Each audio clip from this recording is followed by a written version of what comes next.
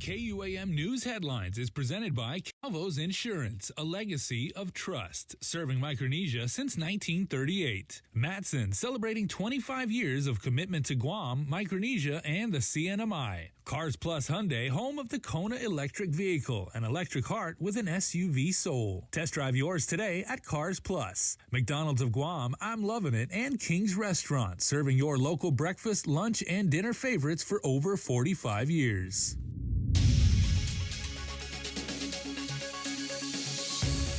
Ahead on Primetime, local employers assistance program expanded by $5 million. Plus, our Guam congressman partners with Hawaii delegates to fund compact migrants.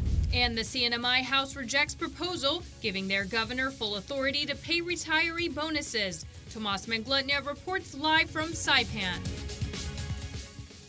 Good evening, everyone. I'm Hannah Devon. Thanks for tuning in.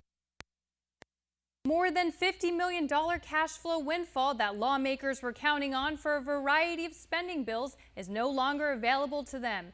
Now they're scraping around for other ways to fund their appropriation measures. Nestor Lecanto reports.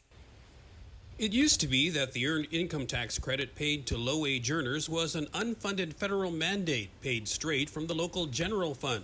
But under last year's American Rescue Plan, the feds finally agreed to reimburse GovGuam. That set off a flurry of funding bills using the EITC as a source, including annual appropriations for the construction of a new hospital and prison.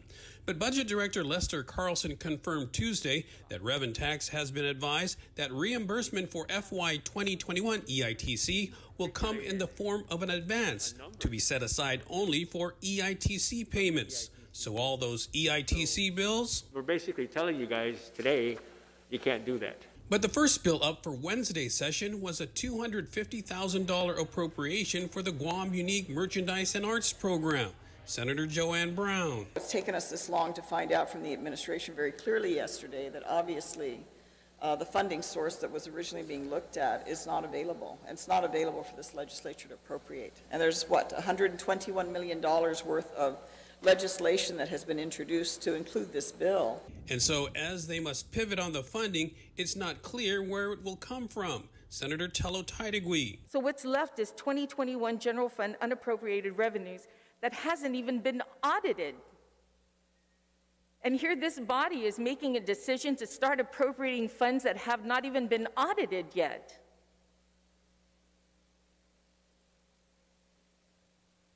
It's irresponsible. And we also need to make sure that what we're appropriating is really the most critical priorities in the government, because as the months and the weeks go on, unless Uncle Sam has more money to spread out around the island, it's going to get tight, and we're going to probably have to come in and start cutting. For KUAM News, I'm Nestor Lecanto. The governor has added another 10% or $5 million to the local employers assistance program. The initial budget for the LEAP program was $50 million, but Adaloop says that's now close to being exhausted. According to a news release, some 444 grants have been awarded, with over 400 more expected to be approved for funding. LEAP provides loans to the small businesses that were impacted by the pandemic, such as business interruption. Companies can use the loan money to cover operating expenses, but must maintain or even increase employment. The loans can be converted to grants if at least 60% of all proceeds are used for eligible employee wage and benefit costs. The LEAP program is administered by GDOE. The deadline to apply is Friday, February 25th at 5 p.m. Congressman Michael San Nicolas says he's come up with a more creative way to cover the cost of hosting compact migrants on Guam. Instead of seeking reimbursement from Washington, he's asking for an offset of local matching funds for various federal social programs. Congressman San Nicolas, along with co-sponsors Hawaii Representatives Ed Case and Kai Kahele, has introduced the Compacts of Free Association Host Community Support Act. The legislation would allow jurisdictions to determine their true hosting costs for such services as education, health, and public safety. They would then offset those amounts against local dollar matching requirements for federal grant programs.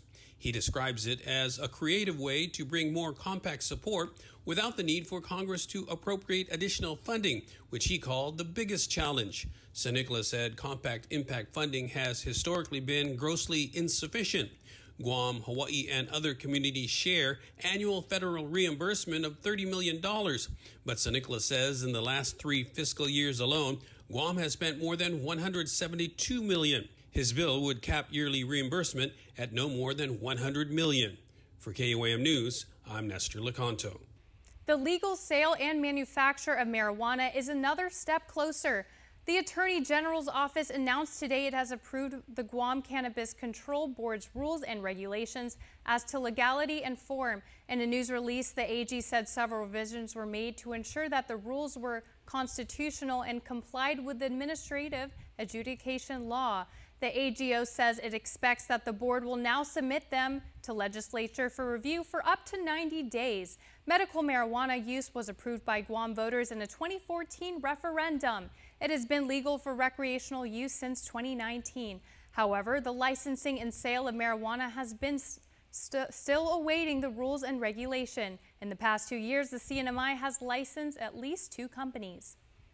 And it's a terrifying situation for small businesses. Armed robberies seem to be on the rise over the last several weeks. I'm gonna die, or if they're gonna stop me, I'm gonna die right away. She forgot to lock the doors after hours and was surprised to find a man inside the store. Owner of Naomi Bakery in Jigo, Ethel Benitez, recalls the moment she was threatened with a machete. I was shocked.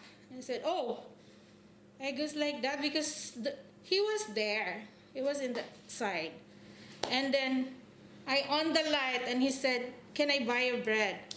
So I said, okay, you know that we're closed.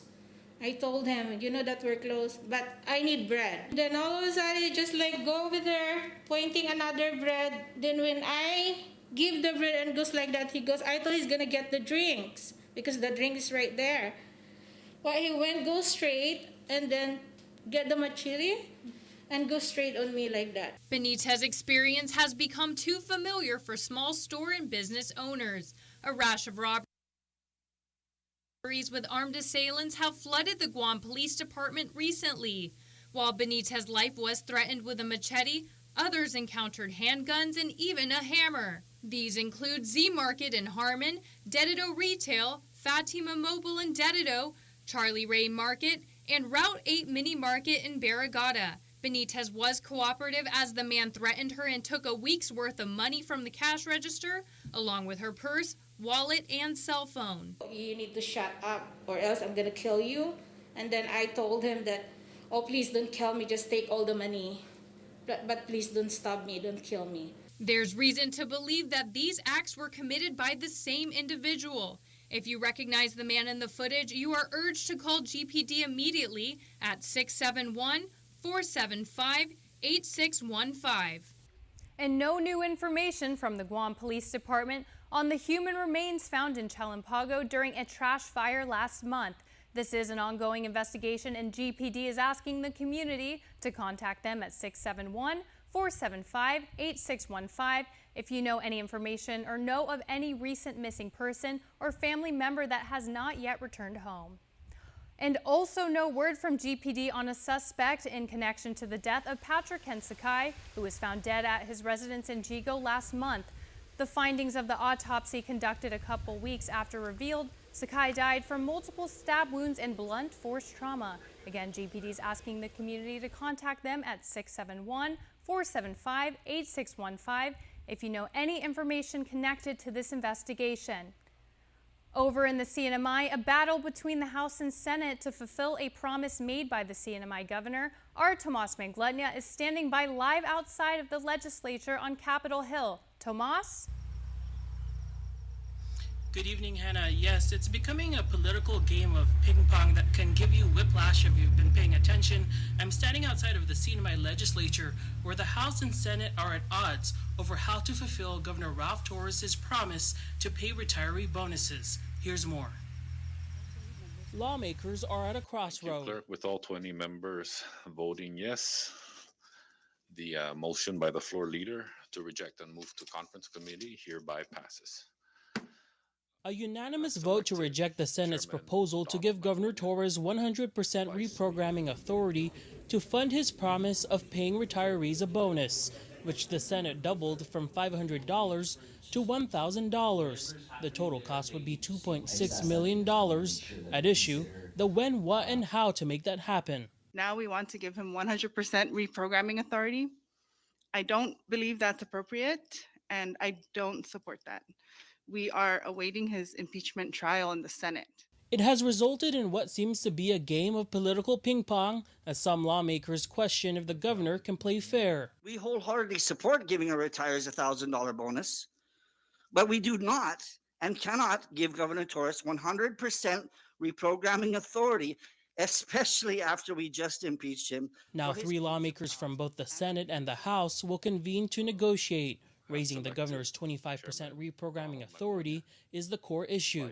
Secretary of Finance David Attilig weighed in at a Ways and Means meeting last week. We can reprogram within the 25% that the governor has, but we, according to the AG, we could not do it because there's no program. There's no retirement program account that we can reprogram money to. The House proposed creating a business unit to address that gap. The ball now lands in both the House and Senate's court. Anna, the CNMI House of Representatives are also waiting for the Senate to take action on their proposal for a new round of local stimulus payments, $500 per resident and per dependent, introduced by Representative Tina Sablan, and that program uses ARP funds. We'll have the Senate's response tomorrow on primetime with regards to the retiree bonuses. For now, Tomas Maglonia for KUAM News on Saipan. Thanks, Tomas, for that live report from Saipan. Stick around for more news here on Primetime. Up next, find out the latest to pick up packets from the Guam Election Commission. And the Dededo pool will be opening in the coming months. Stay tuned. You're watching KUAM. Get up-to-the-minute news, plus access to alerts, streaming radio, promotions, and more on your mobile device by downloading the KUAM News mobile app. Available at the App Store now. Don't need a work break, keep the smile on your face. The moments you can't replace, and I'll be around. Whoa, you can count on me. You can count on me for life. Wherever life takes you, we're always here for you. Calvo's Insurance. Count on us for life. Mobile offers a new and convenient way to fuel your vehicle. Pay gas and go. No need to line up inside the store. Press preset. Enter whole dollar amount without decimals. Press loyalty ID and enter your mobile number or insert Smiles card. Insert and remove payment card or tap contactless credit card. Begin fueling. And don't forget to grab your receipt. Pay gas and go. It's that easy. Happy day, my name is Jennifer Quijano Paredo of Protect Services. So when COVID hit, everything was about COVID, COVID this, COVID that, and somehow even my equipment was catching COVID. But joking aside, my equipment is important in our daily operations. Somehow I was having a difficult time getting through SBA. They were just giving me a runaround. So I reached out to our congressman's office, and with their team and the Guam SBA, they were able to help me in getting our truck repairs as well as another truck to keep our businesses running. And in the future, if you guys have any federal concerns or issues, reach out to your congressman's office. Thank you for helping save small businesses with federal funds. Thank you for helping save small businesses. Thank you for helping small businesses with federal funds. This ad was paid for with official funds from the office of Congressman Michael F.Q. San Nicolas. Let us know what's up on our KUAM News WhatsApp tip line at 671-727-0094. Share information about what's happening in your town, on Guam or the CNMI, and what you want us to know. Reach us on WhatsApp at 671-727-0094. It appears that the Guam Department of Education will not allow any more students to transition from in-person instruction to online learning, at least for now. GDOE Deputy Superintendent of Operations, Erica Cruz. We did have a few parents who requested to switch their child from face-to-face model of learning to online model of learning. However, our online model of learning is full. And so we're not able to accommodate at this time. Parents and students who've requested to switch learning modules after the Christmas break, which ended on January 3rd, are placed on a waiting list. They are one step closer to being able to receive ethics complaints from the public. That's according to Guam Ethics Commission Executive Director Jesse Kanga. He says the Commission's legal counsel has completed its review of complaint forms. The Commission procured the McDonald Law Firm as the counsel, and Kanga adds counsel is also working confidentially and disclosure agreements for staff that will handle submitted complaints. Kanga anticipates after a staff training next week that the body will finally be ready and accept ethics complaints from the people of Guam. Several members of the public who wanted to make complaints were turned away because the Commission hadn't adopted a formal complaint process. And 4 people picked up Republican senatorial packets as Decision 2022 continues to pick up steam. According to Guam Election Commission Committee, to draft packets were picked up for former Senator Luis Muñoz, Jessica Barrett, James Turbio, as well as Amanda Blas, a former GOP senatorial candidate and Calvo administration cabinet member. All were for senatorial positions. Rounding out the major offices, the incumbent Leon Guerrero Tenorio administration and the Camacho Ada team have picked up gubernatorial packets. Incumbent AG Levin Camacho and former AG Doug Moylan have both picked up packets for nonpartisan attorney general. Meanwhile, Democrat Senator Talina Nelson and Republican Senator Jim Moylan have picked up packets for Guam delegate to U.S. Congress. The numbers of referral child protective services received before the pandemic averaged around 1,300 per year. According to DPHSS Deputy Director Terry Uggan, the agency saw a rise in cases when the COVID-19 pandemic hit. Breakdowns in families around child abuse actually stem to financial issues of COVID virus and how it's hit us during this pandemic financially. It really impacts the number of families and it impacts the types of referrals that we get as well. There is currently over 500 children in some type of foster care. Although the number of licensed foster homes is still heavily outweighed, it has nearly doubled from last year. Thanks to efforts made between the government agency, the Mayor's Council of Guam, and fellow community partners, the number of licensed foster families rose from 36 to 61. Nothing can ever hold a light to the fact that these people really have given so much to the community and to these children. And I can't say thank you enough. Uggan explains how it takes an entire community and government to help break the chain of child abuse. If you're interested in becoming a foster parent or would like to make a referral, contact 671-475-2653. And repairs to the Dededo swimming pools are moving along. As we reported, a contract was awarded for the project earlier this year. DPR Director Roque Alcantara.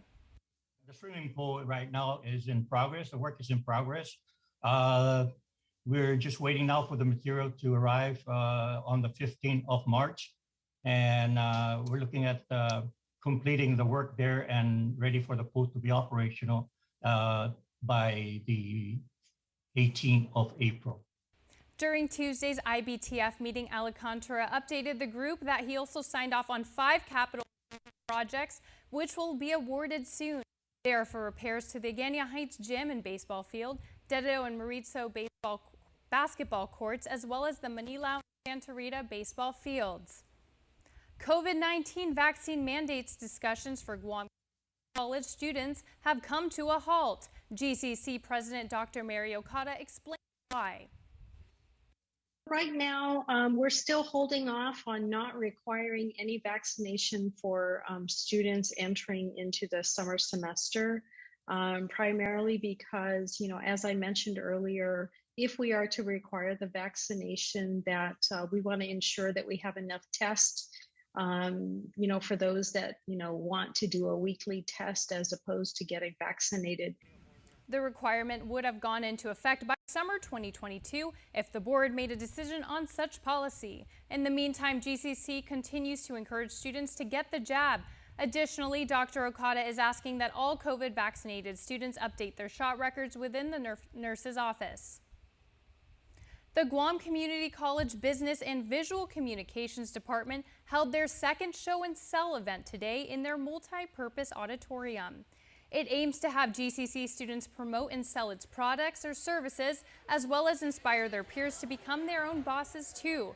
Jean Cepeda is the visual communications instructor at GCC. Show and Sell is a student pop-up bazaar where I wanted my students in social media class to come and really show their products, show their services, and sell. Because, you know, with the pandemic, everyone needs to start something. They need to start a business, right? So why not start your own? Yeah. And this is actually social media class that are the vendors. It's been wonderful. The students are excited. We had a lot of admin come through and see how really cool everything went. This is just so different, right? Especially now, the campus is technically closed, but the students wanted to be here. They just wanted to show their stuff. The event was sponsored by the Rotary Club of Tumon Bay, Guam. Coming up, Dave Delgado has high school hoop action, and later Gate students take part in a project to remind the island to keep our beaches clean. Keep it here. There's more on your news later.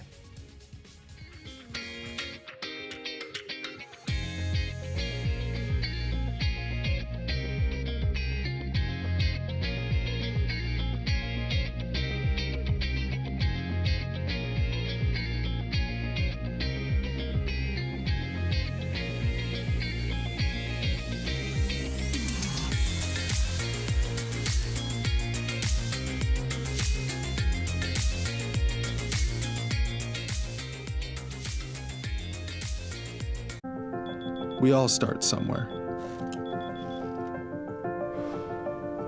We start with the day. We start with him.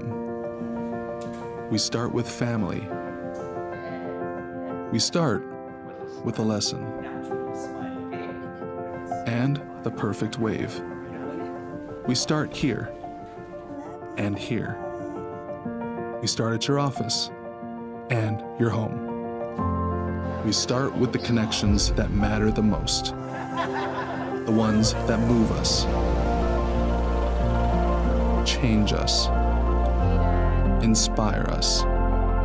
In an ever-expanding world, personal connections are what tie everything together, what ties us together. We all start somewhere. At GTA, we start with you. Beautiful. It is, right, baby?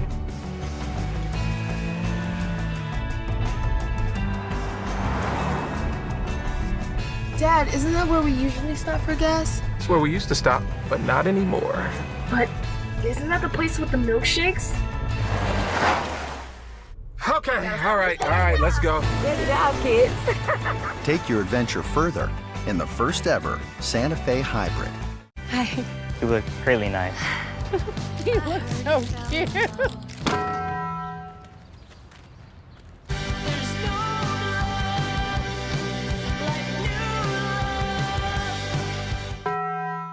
KUAM Sports is brought to you by Docomo Pacific. Better together.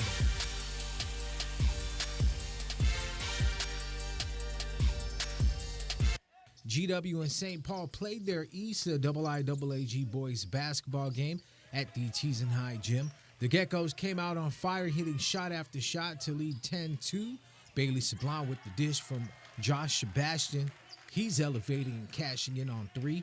Geckos filling it early and letting it go from all over the court. Sebastian buried two from the outside and finished the game with 15 points. As a team, the Geckos knocked down 5 from deep in the first half and led 31-22 at halftime. Josiah Quintanilla put up 9 for St. Paul in the half. Xander Sanchez with the nice behind-the-back dish to E.J. Cruz. Cruz hit for a team-high 18 points. Xander Sanchez put up 13. Jacob Miranda with the assist off the inbound. GW held on to a 47-39 lead in the fourth. DJ Osborne with a game-high 24 before fouling out. Osborne's basket kept the Geckos ahead with 5:04 to play. Warriors come from behind for the win, 62-57. Josiah Quintanilla with 7 points in the last quarter. He finished the game with 16.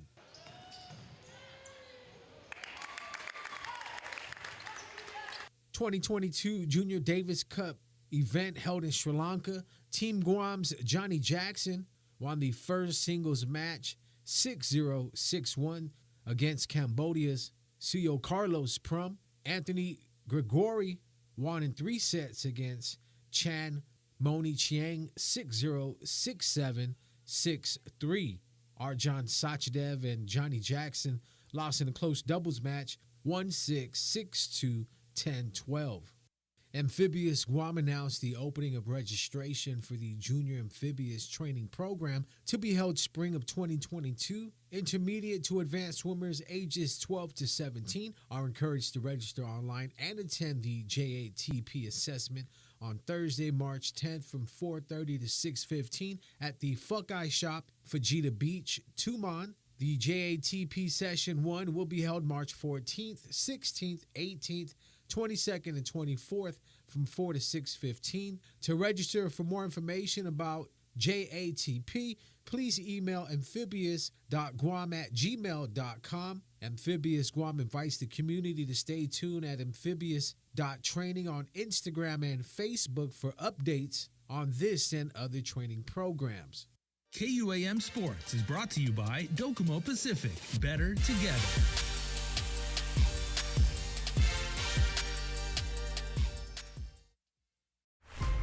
Building on the past, we at Docomo Pacific Business believe in helping businesses move forward and together, changing the way we get things done to make you and your company reach your highest potential. Trust in our commitment to bring you the best solutions for all your business goals. We are Docomo Pacific Business. Let's work better together. Say hello to the First Hawaiian Bank mobile app. Got a question about your finances? You've come to the right place. Bring all your accounts together, even those that aren't with us, and see the big picture, right down to the smallest detail. Unlock powerful tools like Insights and Money Map that help you save time and take control of your finances. When you connect accounts with the First Hawaiian Bank mobile app, it all starts with yes.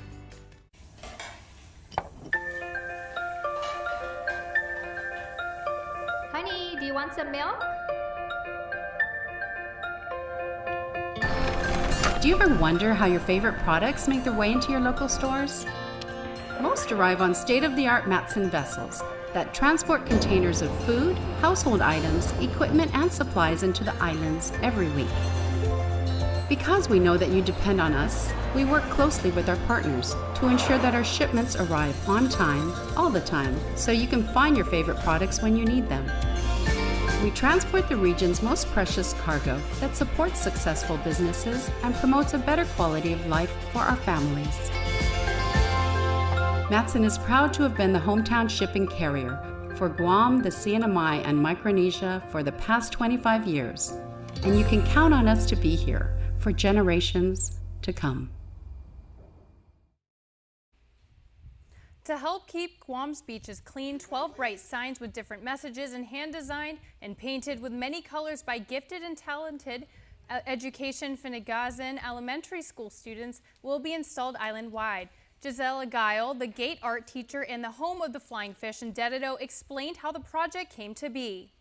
My neighbor said, gee, I'm always taking my dog to this beach and it's totally trashed, and I made a sign out of a piece of wood in a road. Mother Earth doesn't like you using this as a dump.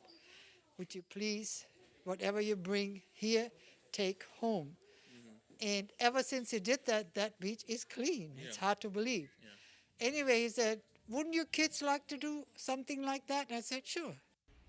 Giles' neighbor funded the project. Department of Parks and Recreation will choose and install the signs at several of the island's beaches.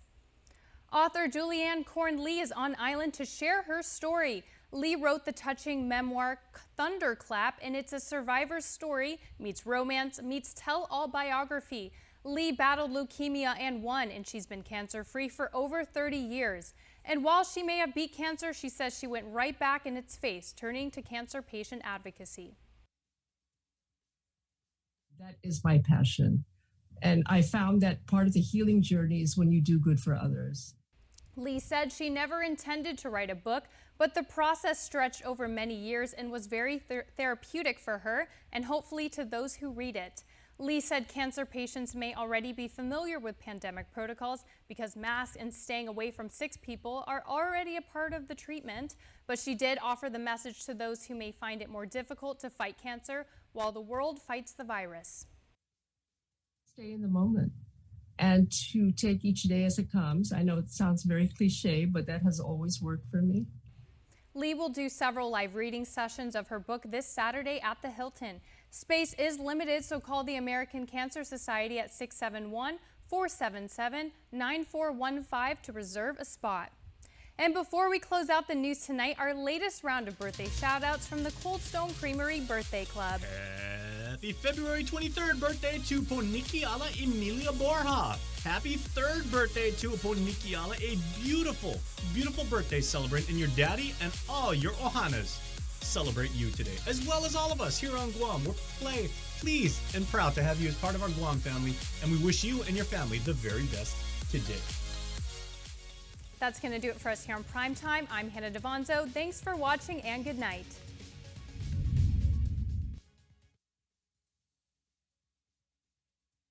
In Full Zoom is presented by Calvo Enterprises, Inc. and IT&E.